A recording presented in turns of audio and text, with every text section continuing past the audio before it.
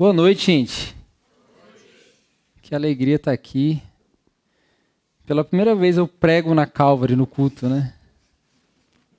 Já estivemos juntos em outras oportunidades, no retiro, há 2 anos atrás, eu acho. E que bom, estou muito feliz de estar aqui. Vocês não fazem ideia como essa comunidade é importante para mim, para a minha vida, para a minha família, para a nossa igreja também. Como o Cacá falou, a gente desfruta de uma relação que vai além dos interesses. E isso é maravilhoso, né? A gente poder ter irmãos assim, próximo na mesma cidade, que a gente pode encontrar aí 2, 3 vezes por semana. Às vezes ultimamente a gente ficou um tempo, ele viajou, depois quando voltou eu viajei, ficamos quase 2 meses sem se ver, já estava doido. Mas é muito verdadeiro isso que a gente tem, que o Cacá repartiu aqui e que eu também tô podendo falar. É muito verdadeiro essa relação que a gente tem e eu acredito que isso deve se traduzir também para as nossas comunidades, né? Aquilo que a gente vive como amigos, como irmãos, deve se traduzir sim também para as nossas comunidades. A gente tem que entender que a gente está aqui nessa cidade como um só povo, o povo de Deus, o povo que Deus escolheu para ser fiéis aqui nesse lugar. Então, mais do que tudo, o chamado do Senhor para as nossas vidas, não tem a ver com aquilo que a gente tem que fazer, mas tem a ver com aquilo que a gente deve ser no Senhor. E a gente deve ser fiel ao Senhor, certo? Então, que alegria poder estar aqui hoje e também poder falar de um tema que eu particularmente gosto muito, né? Vocês viram aí nas redes sociais e está aqui também na projeção, que é o impacto público do culto cristão.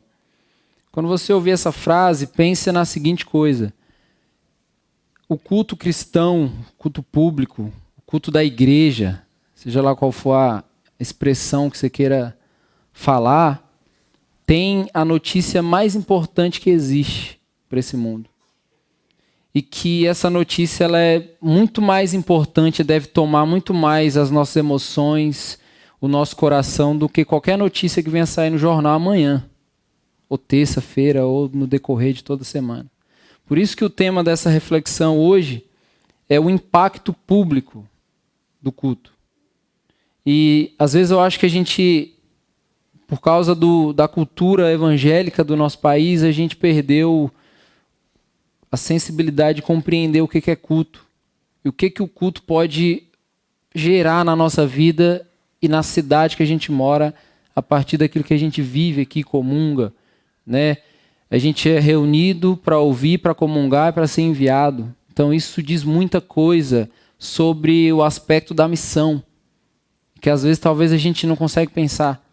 Talvez para muitos o culto é 2 horinhas aí semanal que a gente tem para a gente sentir o nosso coração ali remexer de um lado para o outro e depois a gente volta para a nossa vida, para a nossa casa, para viver uma vida de infidelidade, quando na verdade nós somos chamados para a fidelidade.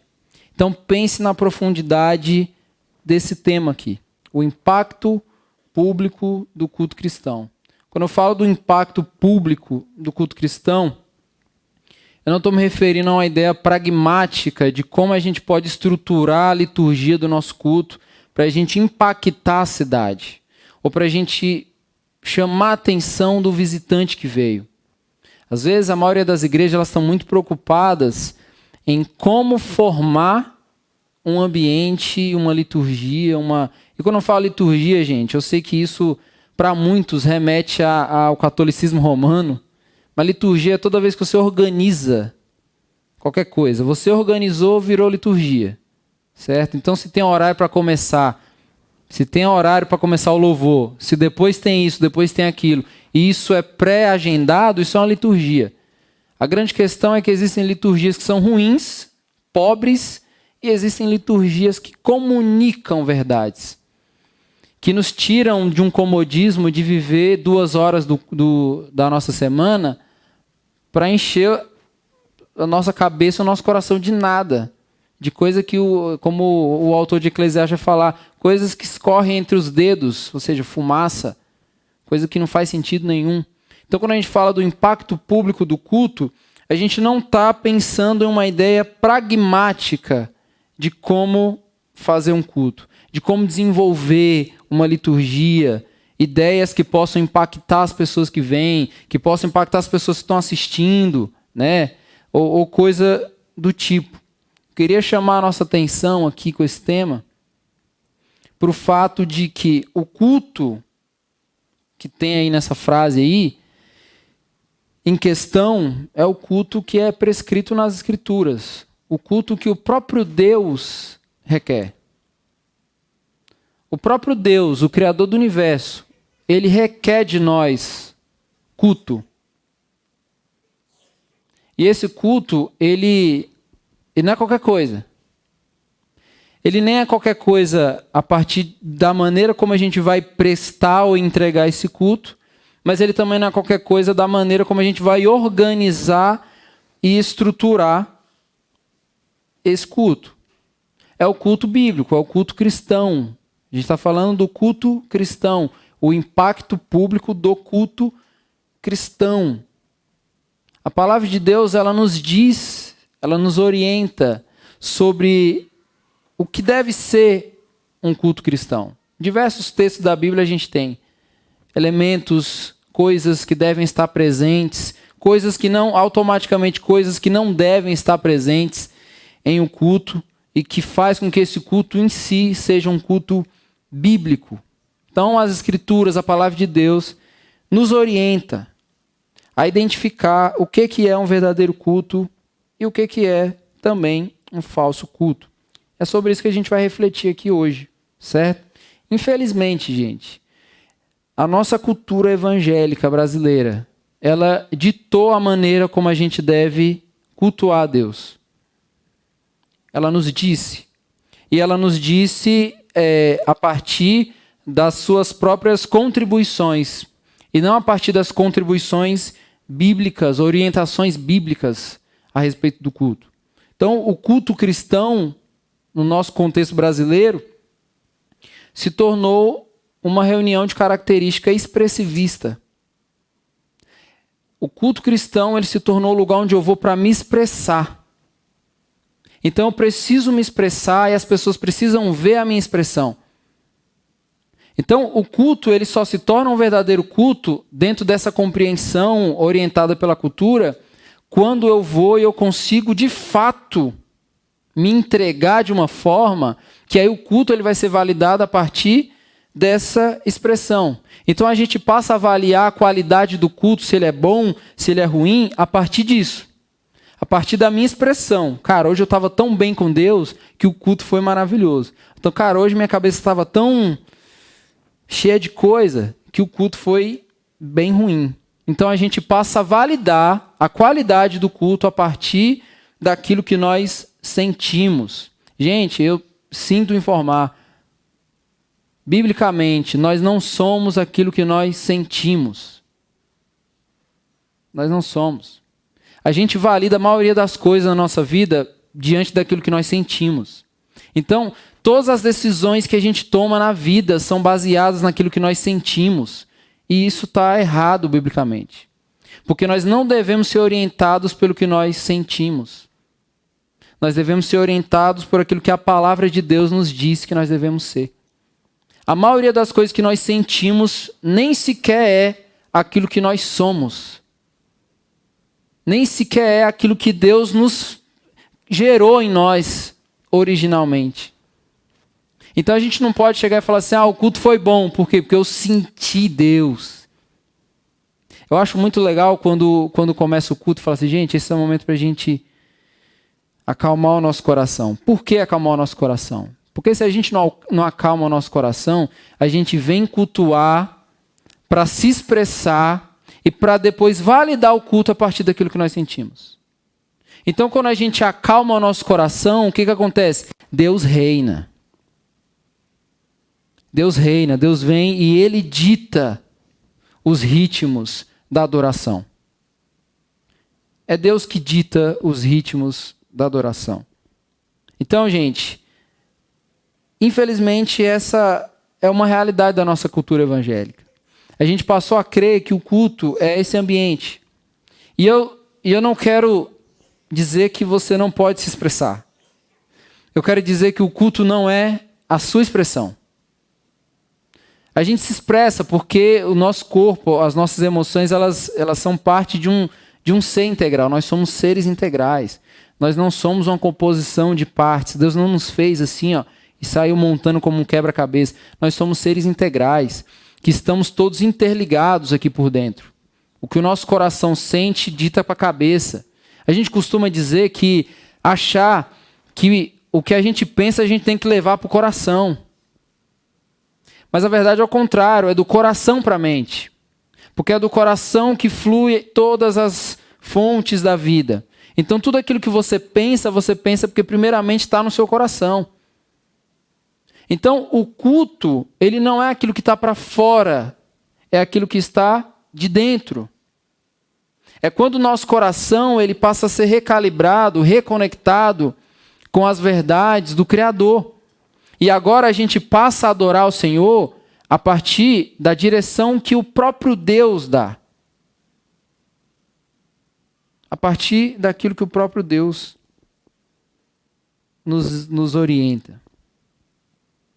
Só que o significado da palavra culto é serviço. Não sei se você já parou para pensar sobre isso. Mas serviço não só no sentido de que eu estou na escala, venho aqui, pego o teclado, pego o violão, estou ali no acolhimento. Não é apenas esse serviço. O culto, ele é algo que é de dentro para fora.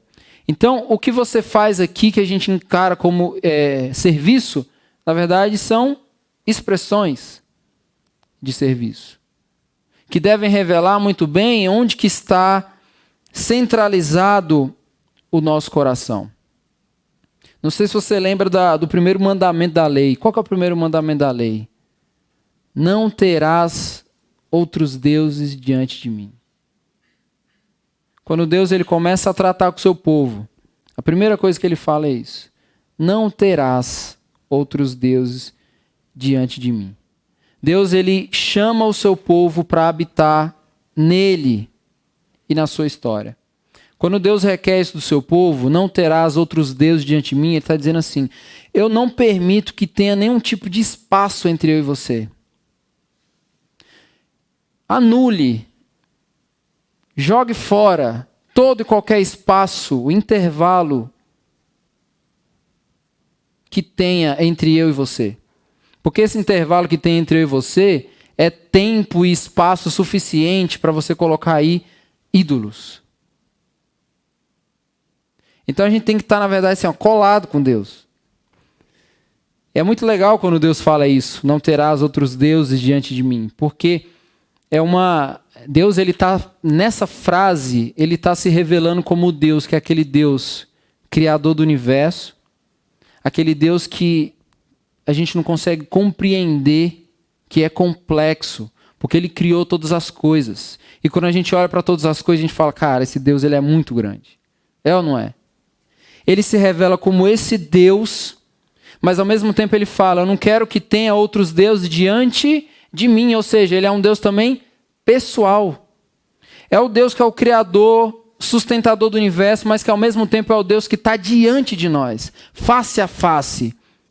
É um Deus que propõe uma relação não à distância, não uma relação de cima para baixo, assim, no sentido de que, olha, eu falo, vocês estão aí, ó.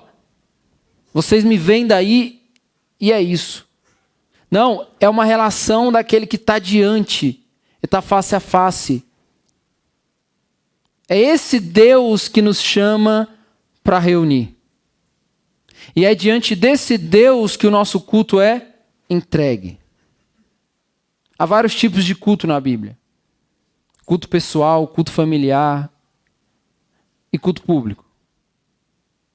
E às vezes, o cara que ele está muito mal intencionado com a ideia de culto público, ele fala assim, não, mas o que importa é meu culto. Meu, pessoal. Eu com Deus. Geralmente a pessoa que fala isso, desvalidando a reunião pública, é porque ela não cultua o Senhor, pessoalmente. Não cultua. Porque a igreja sou eu. Pode esperar aí o que tem aí por trás disso.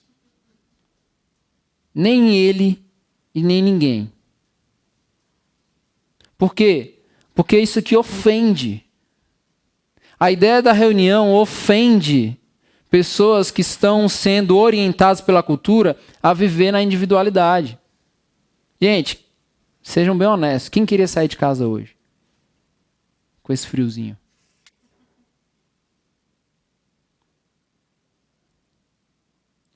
A gente precisa entender que cultuar o Senhor é perceber que Deus, esse movimento de Deus em nos atrair para o culto, é o mesmo movimento de Deus em resgatar o povo do Egito. Deus nos livra da escravidão de nós mesmos. Porque nós nos escravizamos em nós mesmos. A gente fala assim, hoje eu não vou. E o motivo nunca é o outro. O motivo é seu. E no dia que você falou, hoje eu vou, o motivo também é seu. E nunca é do outro. Então, na maioria das vezes, a gente vem na reunião, mas não vem no culto.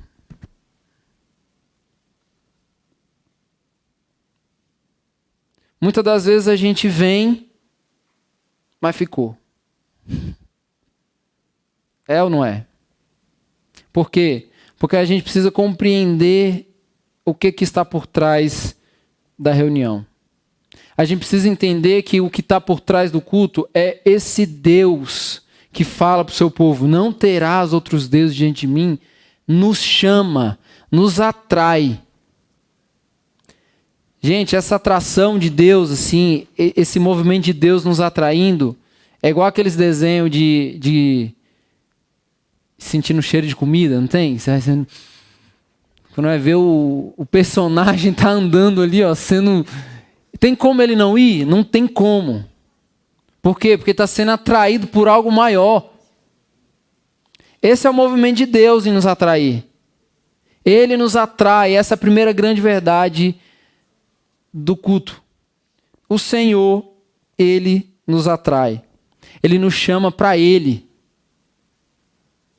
E Ele nos chama para habitar nele e para habitar na sua história, dentro da sua história. Então, o culto cristão, antes de qualquer coisa, é uma reunião de serviço onde o próprio Deus atrai o seu povo para adorá-lo. O próprio Deus atrai esse povo que ele se compromete em aliança. É esse Deus que chama esse povo para adorar, enquanto ele narra para esse povo a sua história de redenção. Então Deus ele nos atrai para adorá-lo, e quando nós estamos diante dele, ele narra para nós a sua história de redenção. E nós somos agora submetidos não mais a um rito, mas a uma história, que a teologia chama da grande história, a maior das histórias, a história das histórias, que é a história da redenção. Esse Deus, então, que nos chama para isso. Não para sentar numa cadeira, mas para adentrar em uma poltrona para uma viagem dentro de uma história. Uma história que é maior do que qualquer outra história. Uma história que é maior do que as nossas histórias que a gente possa vir aqui e compartilhar um com o outro. A maior história que pode existir. Então, o verdadeiro culto cristão é um culto teodramático. Quem já ouviu isso? Teodramático. É um culto que teo significa Deus, dramático de drama, história. Um verdadeiro culto, então, ele narra a história de Deus. Ah, então por que eu preciso vir no outro domingo? Porque você provavelmente esqueceu ele na sexta-feira, essa história. Então você precisa vir no próximo domingo. E as repetições que a gente é conduzido a viver nessa grande história, elas são para nos formar, para um fim específico. Eu sei que a maioria de nós não gosta de repetição. Isso é do ser humano. O ser humano não gosta de coisas repetitivas. Tem uns que muito menos, são ainda mais sensíveis com isso. O ser humano não gosta de repetição. Mas você já percebeu que você só pode aprender uma coisa depois de muita repetição? Eu olho para um teclado e falo assim, meu sonho é aprender a tocar um teclado. E eu sei que eu não vou pegar o teclado e vou, de repente, fazer que nem a irmã aqui. Ó, coisa linda. Eu vou precisar repetir, repetir, repetir. Uma vez eu estava tentando ensinar minha esposa a tocar violão. E no primeiro dia ela queria tocar uma música. Eu falei, não é assim. Você tem que repetir isso aqui, repetir. Isso aí é muito chato. Então você não vai aprender a tocar uma música. Se não repetir, não vai aprender. Mas eu tenho que vir todo domingo mesmo? É isso aí. Por quê? Porque você precisa aprender essa história. Você precisa entender que sem essa história, a sua história não é nada. Nem história você tem. Sem essa grande história que é narrada no culto. Nem história você tem. Então o culto ele é teodramático. É onde o evangelho está sendo narrado, ele está sendo cantado, ele está sendo lido e ele está sendo comido. É no culto onde a gente encena e percebe a realidade do evangelho. O evangelho, gente, precisa adentrar o espaço da reunião do nosso culto e tomar até esses microfones aqui, esses pedestal aqui, ó, precisa estar cheio do evangelho, tudo isso aqui, ó. Por quê? Porque o culto é a história do evangelho. É sobre a história do evangelho. Por isso que a gente está falando, por isso que eu estou falando aqui, o evangelho é narrado, ele é cantado, nós cantamos o evangelho aqui. Por isso que o culto não é um lugar para a gente se expressar, é um lugar para a gente cantar sobre a maior de todas as expressões do mundo, que é Cristo pendurado na cruz e trazendo salvação para nós. Essa é a única expressão válida, Cristo pendurado diante do mundo. Por que ele ficou alto? Para que o mundo visse a sua vergonha. Vergonha que foi transformada em glória. Então, quando a gente vem, a gente canta sobre o evangelho. A gente ouve sobre o evangelho. A gente narra a história do evangelho. A gente lê as escrituras, que é a história do evangelho. E a gente come também. Gente, igreja também é lugar de comer. Olha o que o apóstolo Paulo disse em Atos capítulo 20, verso 7. No primeiro dia da semana, nós nos reunimos a fim de partir o pão. Quando, gente? No primeiro dia da semana. Olha o que Paulo está nos dizendo aqui. A reunião pública do povo de Deus tem um dia específico.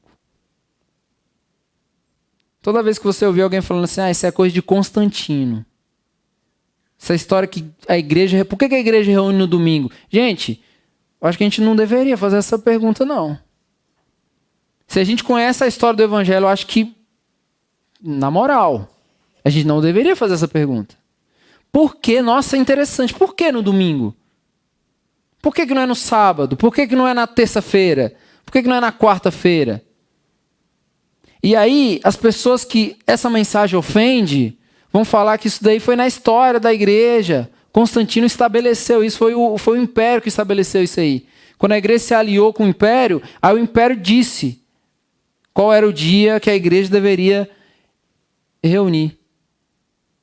Olha o que a gente está lendo aqui. No primeiro dia da semana, nós nos reunimos a fim de partir o pão.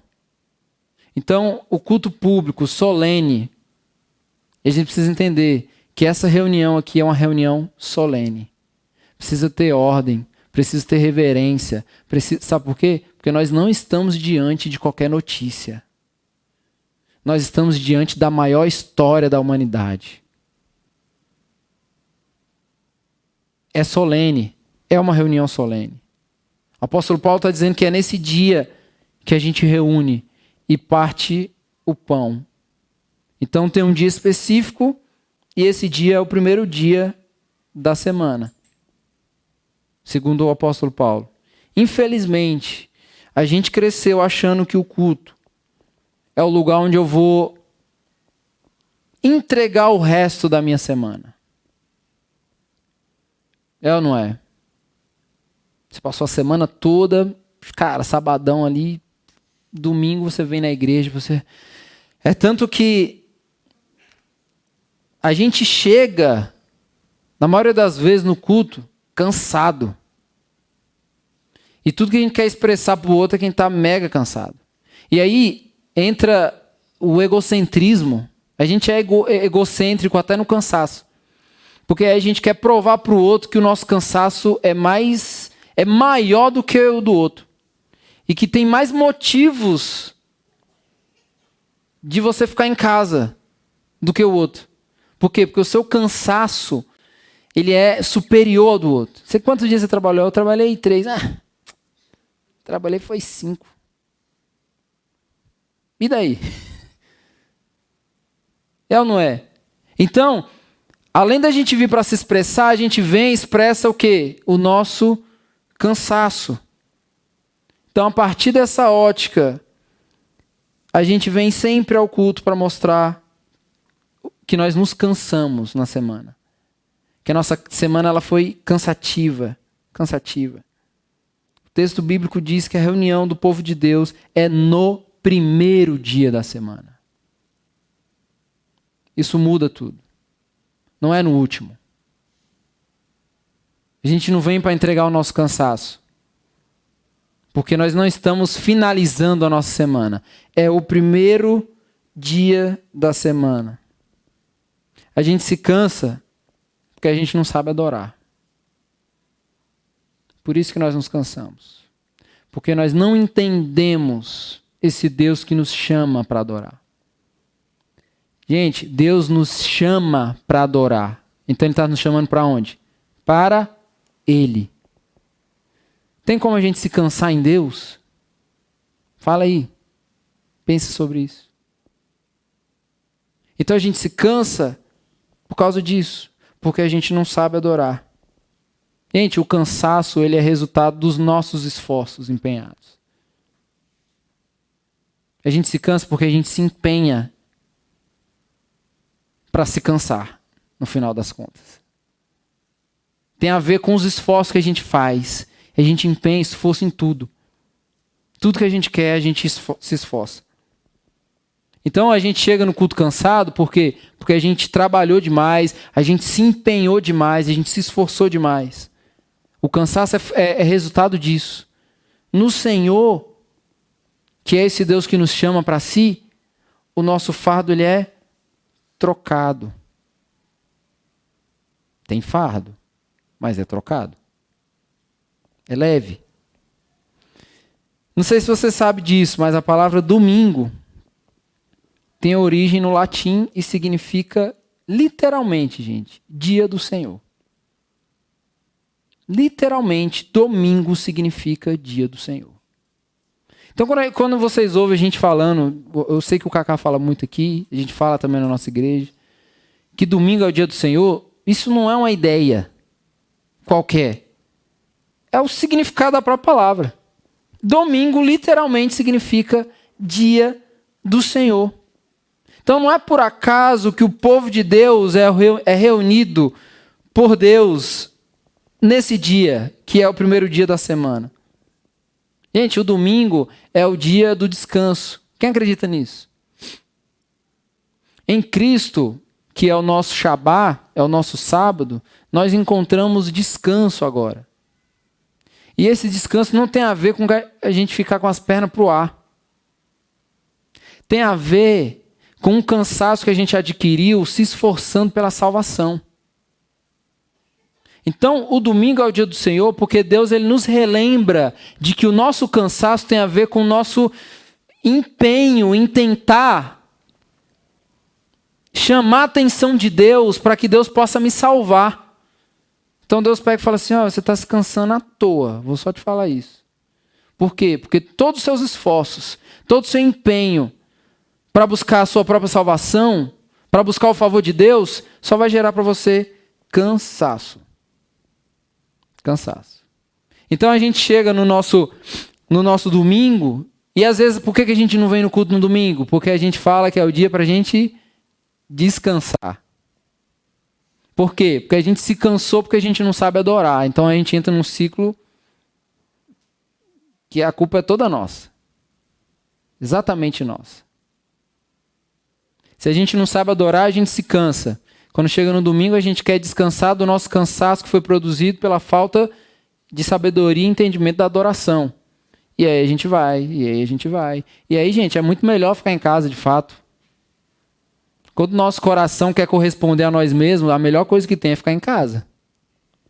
Quando nós queremos agradar a nós mesmos, a melhor coisa que tem para se fazer no domingo é ficar em casa, assistindo qualquer coisa, num friozinho desse bem enrolado e tudo mais. Mas quando a gente compreende que nós estamos sendo atraídos por esse Deus, no primeiro dia da semana, como o apóstolo Paulo falou, para partir o pão, então ele fala de um dia específico, ele fala de uma finalidade que o culto traz, a reunião semanal, as coisas elas mudam. Então não é por acaso. Não é por acaso. O domingo é o dia do descanso, mas não o descanso do nosso cansaço.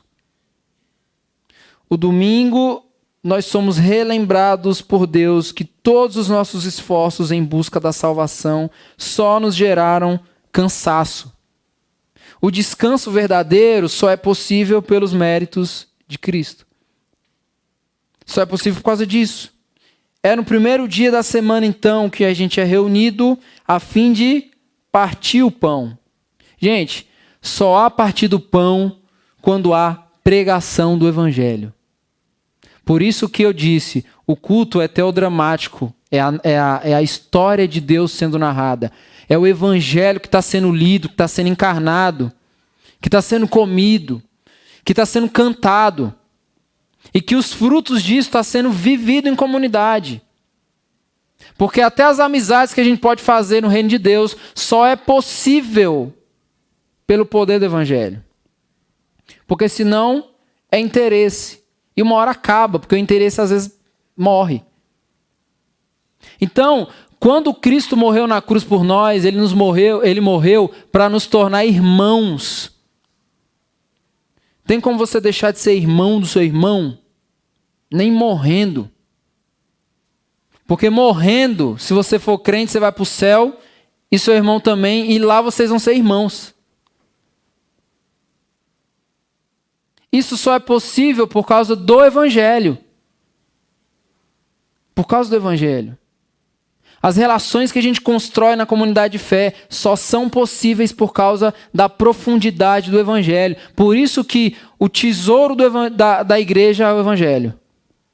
O maior tesouro que uma igreja pode ter é o Evangelho. Porque é o Evangelho que gera vida em nós, nos dá certeza de salvação, nos torna amigos de Deus e amigos uns dos outros. Amigos de verdade. Amigo que está pronto para dar a vida pelo outro. Responda para você mesmo. Você teria coragem de dar a vida pelo seu irmão que está do seu lado? Entregar a sua vida assim, sem... Não é tipo assim, não, peraí, deixa eu pensar aqui. Não, assim, opa, vamos lá. Você teria? Se você pensar muito sobre isso, é porque não é o Evangelho que está direcionando a sua relação com ele. São os interesses. Porque no Evangelho, eu acho muito legal, Jesus quando foi falar com os discípulos ali já nos últimos tempos ali antes de ser crucificado, Jesus estava apontando que ia para a cruz. Os discípulos, não, deixa eu ir também. Não, o lugar que eu vou, vocês não podem ir. Jesus falou. Como assim não posso ir? Imagina o Pedrão lá, né? Naquele naipe. Como assim não posso ir? Revoltadão. Pega logo a faca aqui. Como assim não posso ir? Não, você não pode ir. Vocês têm que ficar aí. E eu vou dar uma missão para vocês. Enquanto eu vou, vocês vão ter que aprender a amar.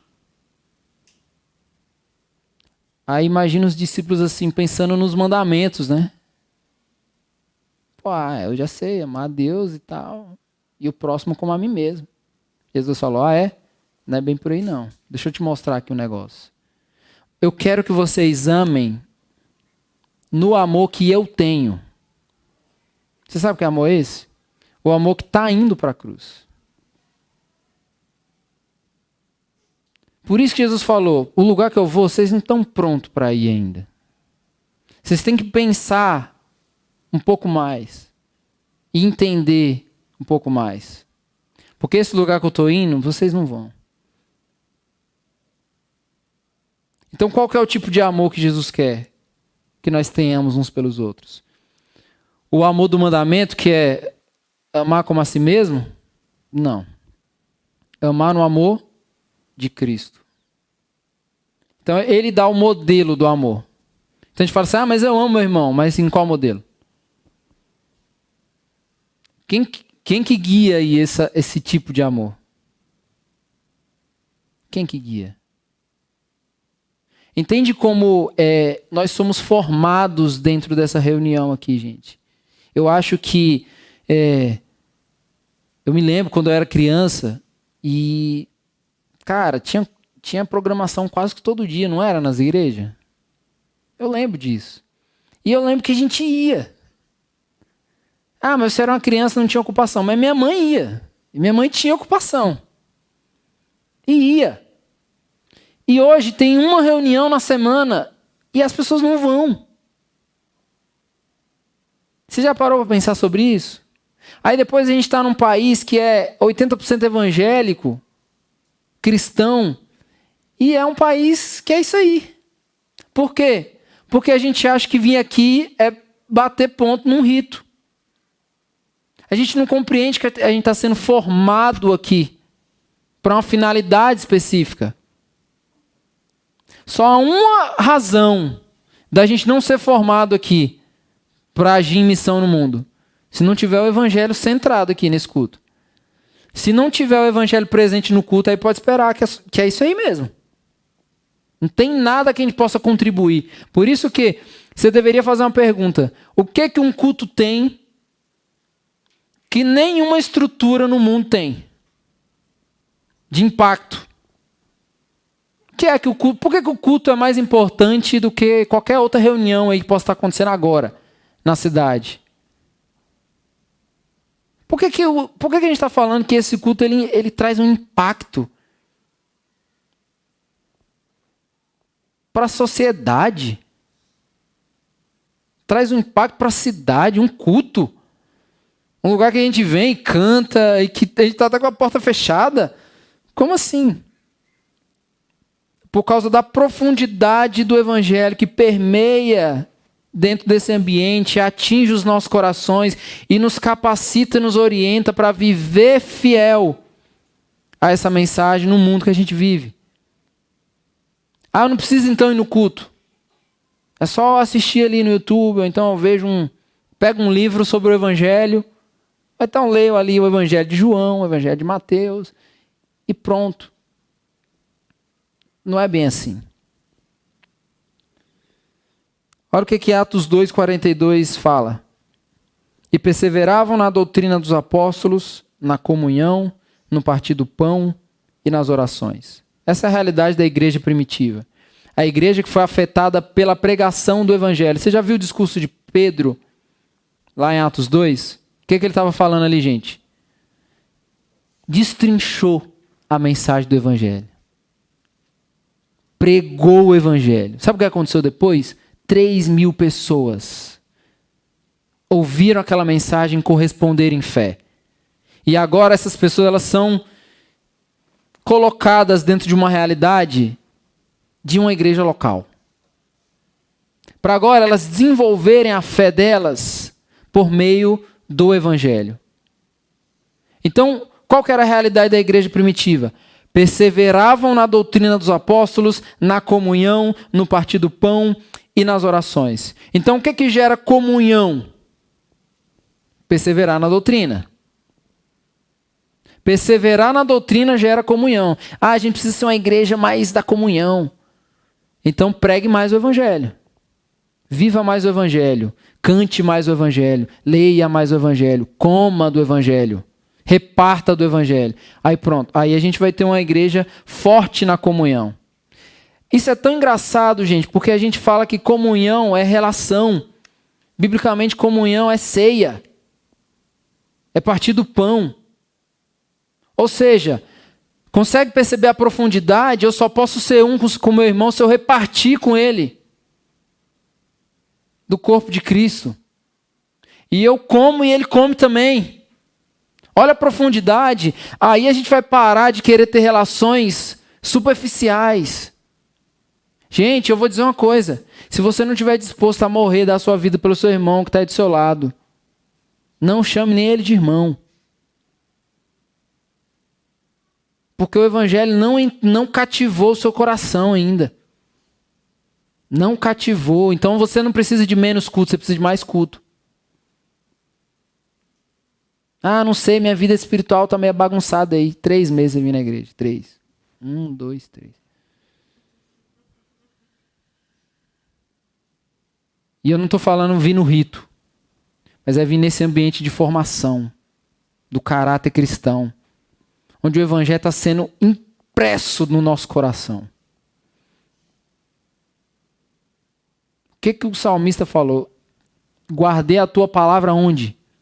No coração, para não pecar contra ti.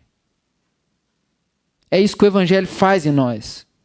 O culto que é teodramático está narrando a história de Deus. A história de Deus é o evangelho. John Piper, quando perguntaram para ele o que é o evangelho, ele fala, Deus é o evangelho. Por quê? Porque o evangelho são todos os atos e os movimentos de Deus na história. Tudo que Deus faz, é evangelho.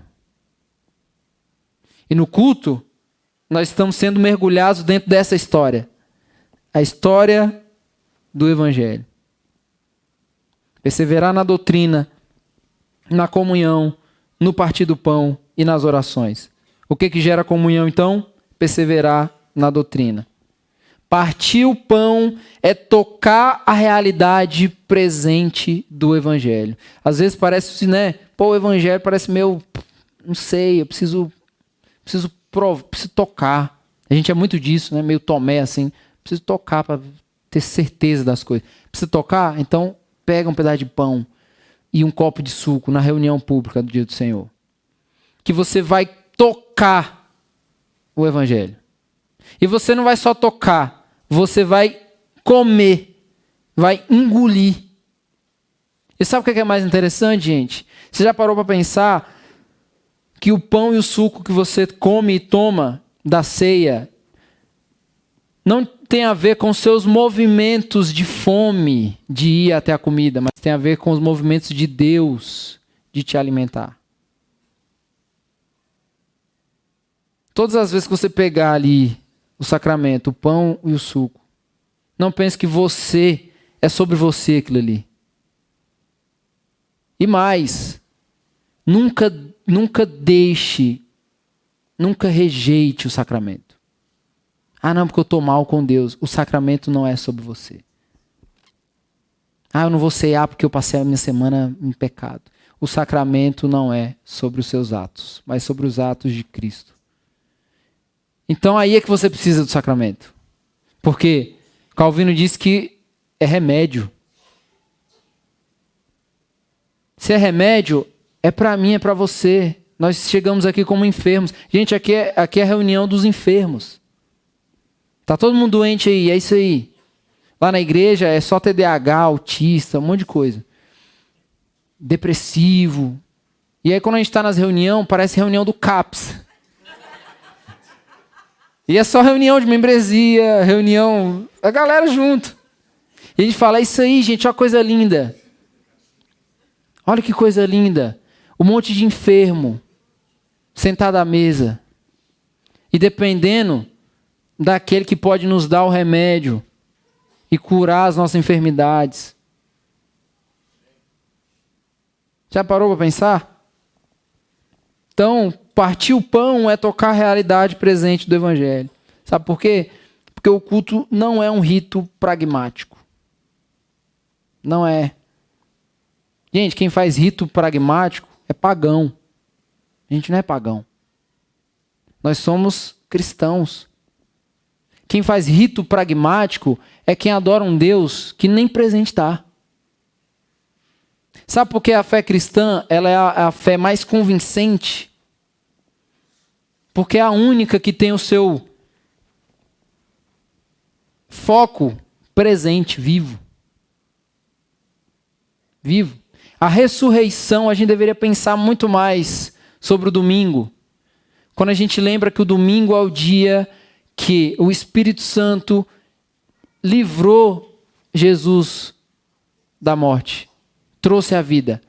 O dia da ressurreição é o dia muito importante dessa história de Deus, essa história do Evangelho. Por quê? Porque nós só podemos crer no Evangelho por causa que Jesus ressuscitou. E é por isso que a gente deve cultuar. É nesse dia que a gente cultua. Por quê? Porque é real a nossa fé. É real. No credo apostólico, tem uma hora que fala: padeceu sob o poder de Pôncio Pilatos. O que isso significa? Jesus morreu, de fato, na mão de homens. Ou seja, é um fato histórico, comprovado, é real. E ressuscitou, um fato real. Então, o culto não é o lugar para a gente vir se expressar. E muito menos vir porque estamos cansados, demonstrar o nosso cansaço. Porque esse cansaço ele é fruto dos nossos próprios esforços. A gente não vem para um rito pragmático, porque a gente não é pagão. O nosso Deus está vivo. O nosso Redentor está vivo. E cultuar a Deus é mergulhar na sua história. Vamos pensar em algumas características de um verdadeiro culto bíblico.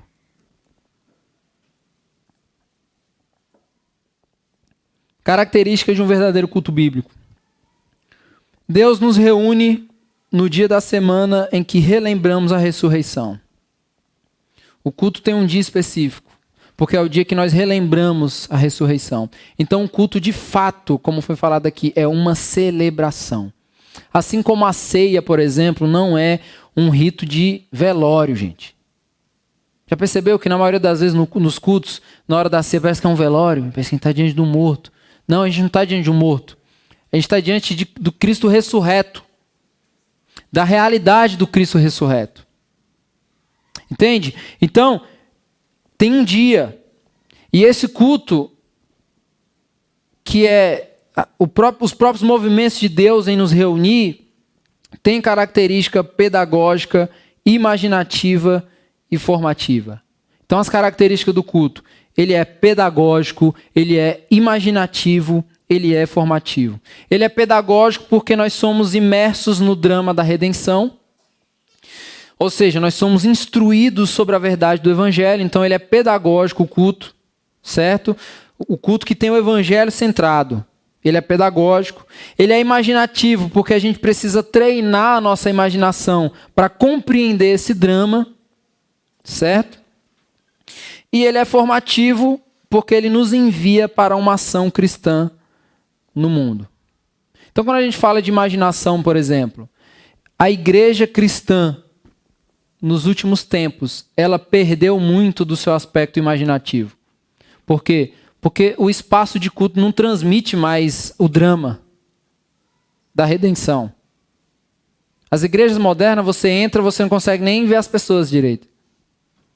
É uma caixa preta. Nada, não é... A gente já venceu isso, né, gente? Parede pode ser de qualquer cor. A questão não é a cor da parede. A questão é que não comunica mais as verdades do Evangelho. Então o ambiente não é mais um ambiente pedagógico, imaginativo e formativo. Não é. Quando a gente adentra ao espaço de culto, a gente precisa ser lembrado de onde a gente está. Nisso, as igrejas históricas nos ensinam muito mais. Nos ensinam muito mais. Não sei se você já percebeu, mas a igreja católica, geralmente quando você vai entrar tem uma escada. Tem ou não tem? Para você entrar. Por que tem uma escada? Você precisa entender que você está subindo. E que você está entrando em algo que é superior a você.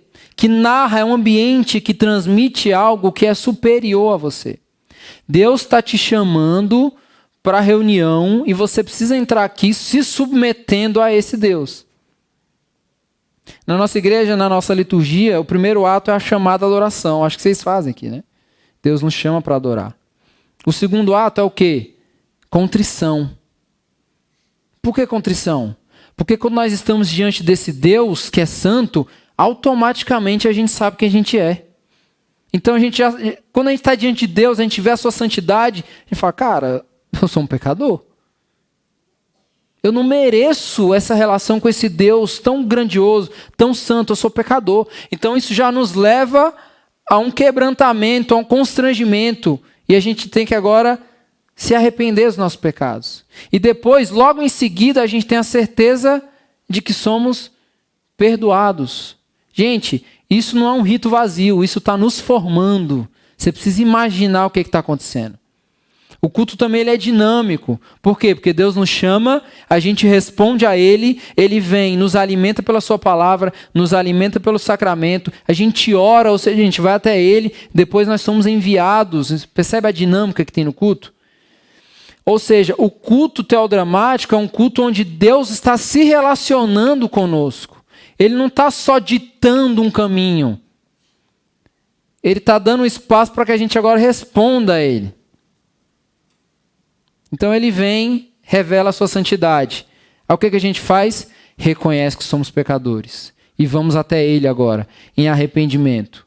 Então percebe como o culto tem que ser pedagógico, imaginativo e formativo.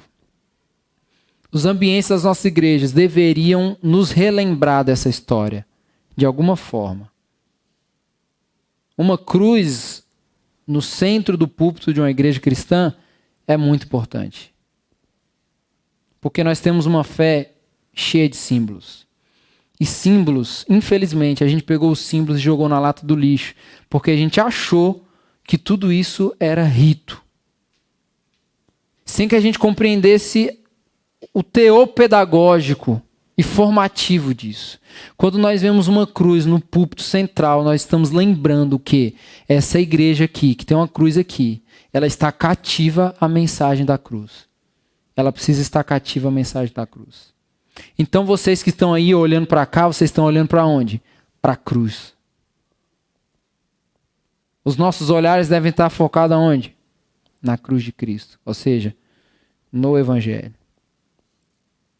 Então o culto é pedagógico, imaginativo e formativo. É pedagógico porque nós somos imersos no drama da redenção. É imaginativo porque a gente precisa treinar a nossa imaginação para compreender esse drama. E é formativo porque ele nos envia, ele nos forma para uma ação de fidelidade para que a gente viva em missão no mundo. O culto, então, é a maior e melhor escola missionária.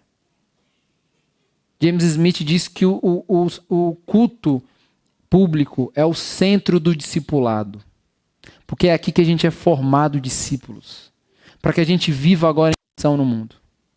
Você consegue entender isso? É no culto.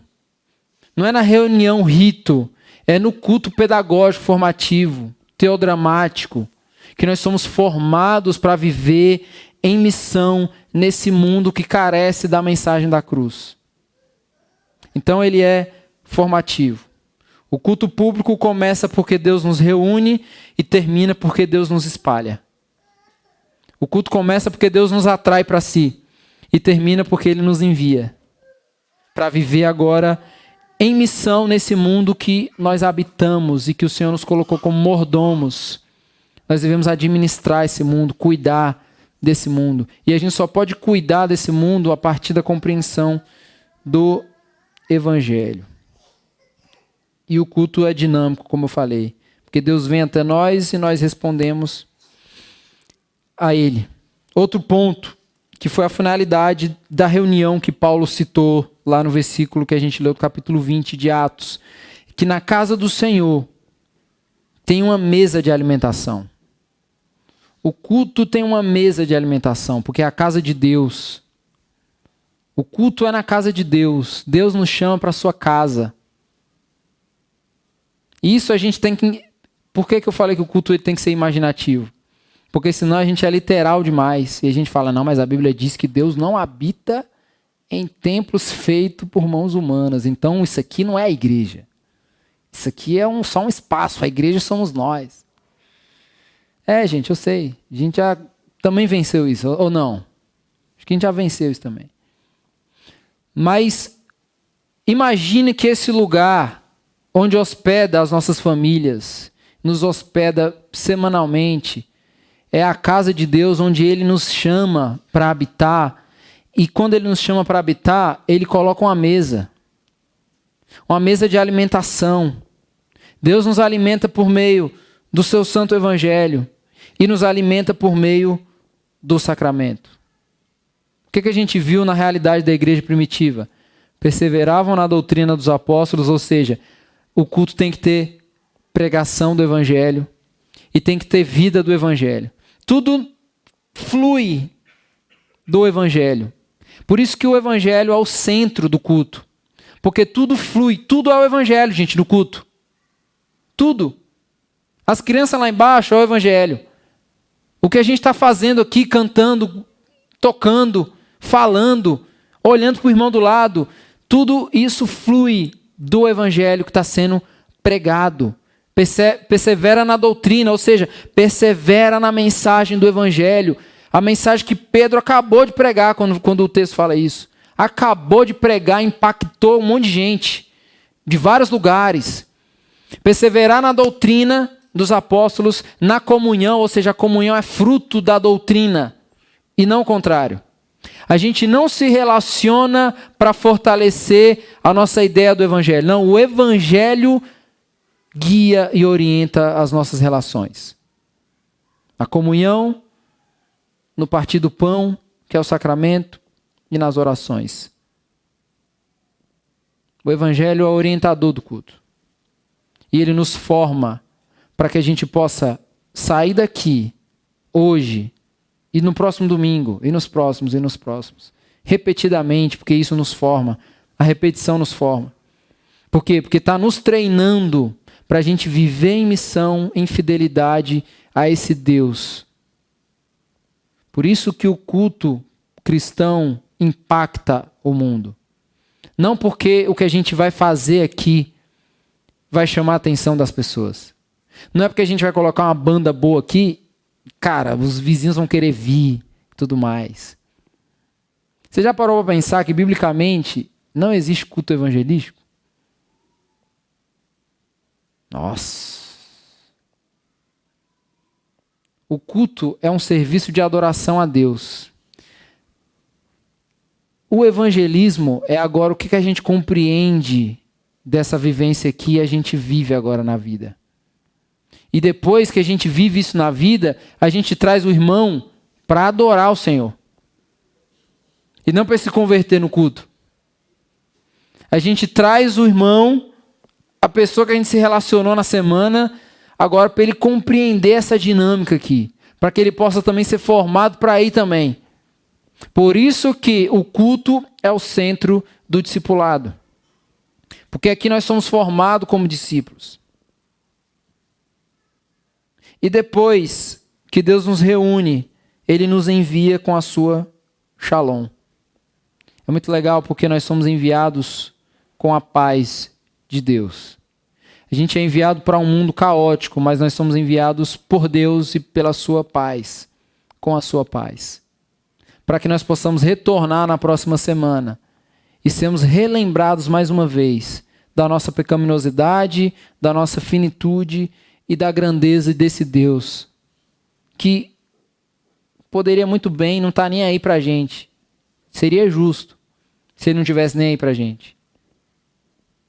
Mas é um Deus pessoal que se interessa pela sua criatura, que se relaciona, que busca um relacionamento com a sua criatura, para revelar aquilo que Ele é, e porque a partir disso nós possamos revelar aquilo que Ele é. Nós somos imagem e semelhança de Deus. Imagem porque nós representamos Ele aqui. Nós representamos. Então nós somos agentes do Evangelho. Agentes do Evangelho. O culto deve nos levar para a cidade. A gente precisa acabar com essa ideia de que o culto, a igreja nos tira da cidade. A maioria das pessoas pensam isso. A igreja me privou da cidade, da vida na cidade. Não, a igreja, o culto nos envia, nos capacita, nos treina para a gente viver na cidade. No próximo domingo a gente vai falar sobre isso aqui. Sobre a teologia da cidade. Sobre como isso aqui que a gente está vivendo hoje nos capacita. Não para a gente viver a semana toda, ai, foi tão legal aquela música que o Rodrigo cantou. Nossa, que maravilha, fiquei tão emocionado. Não é para isso. Entende? Entende que nós estamos sendo enviados agora para o campo missionário da vida? Mas nós estamos sendo enviados com uma certeza de que nós temos um Deus que é Pai, eternamente Pai, que nos envia com a sua Shalom. E outra, nós somos enviados com a certeza de que nós temos um lugar para retornar. O ambiente da comunhão, o ambiente onde nós partimos o pão e nós estamos pedagogicamente sendo nutridos pela verdade do Evangelho. Que a gente saia daqui hoje entendendo isso. Amém?